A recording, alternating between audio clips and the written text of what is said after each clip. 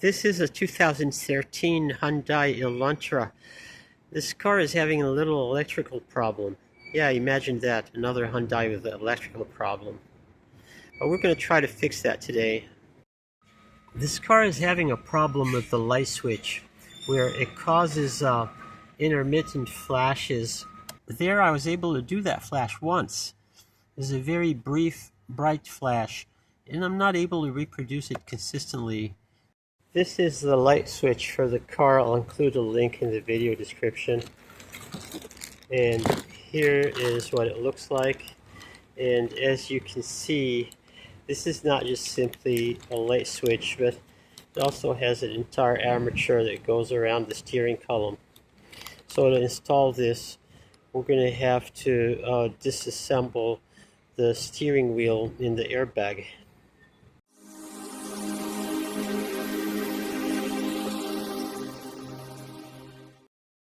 We start by removing the airbag. The airbag has three little buttons that you can push by reaching in with a small flathead screwdriver, positioning the screwdriver on the tip of the button. And each of these posts, these three posts, has a button on it, and you reach it through the plastic of the steering column cover. Then to disconnect the airbag, you pry back these orange locks on the two airbag connectors. And once you pry them back, you can pry the connector off. Here's what the locks look like when they've been pried off. Finally, disconnect the horn right here. This pulls right off. Next, we have this connector back here. Just press the tab and remove it. The steering wheel center nut is 21 millimeters. Usually the steering wheel comes off just by shimmying from side to side.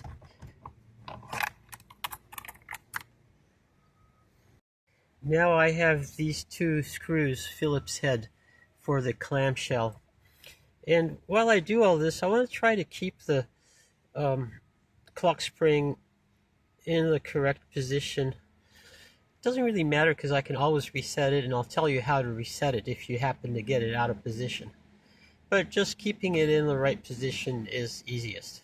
There is also a bolt or screw on the underside of the steering wheel, like you get like so. At this point, with the three screws removed, the two halves of the clamshell can be pried apart with a little screwdriver like this one, and then they can be moved out of the way.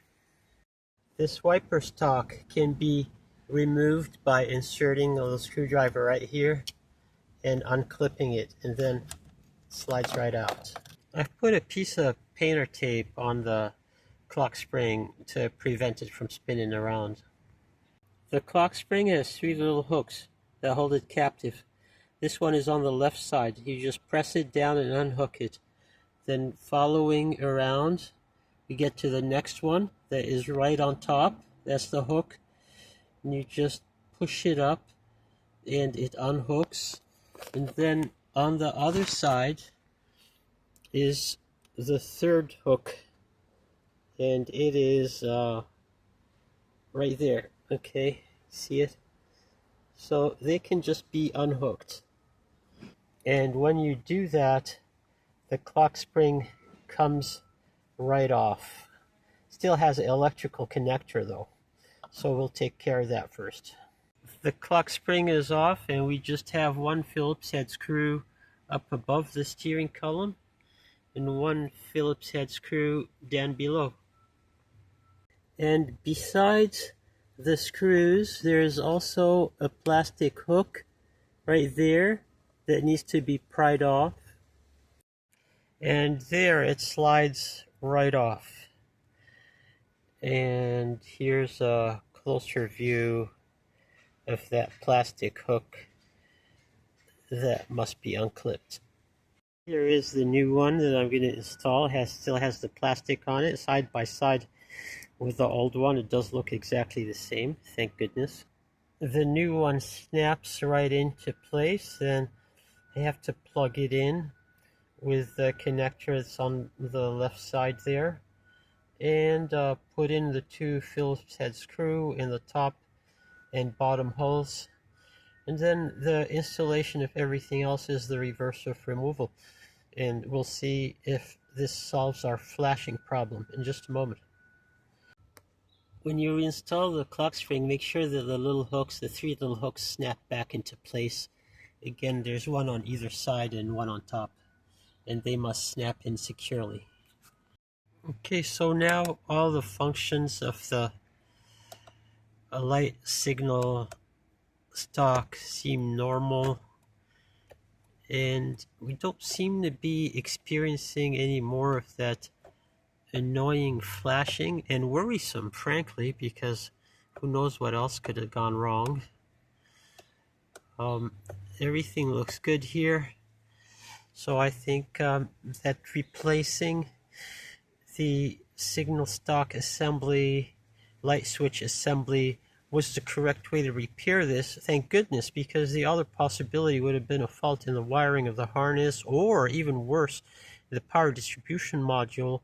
And on these vehicles, these Hyundais, we've had a lot of problems with the power distribution modules, which are the relay systems, electronic relay systems, going bad and causing all kinds of electrical gremlins.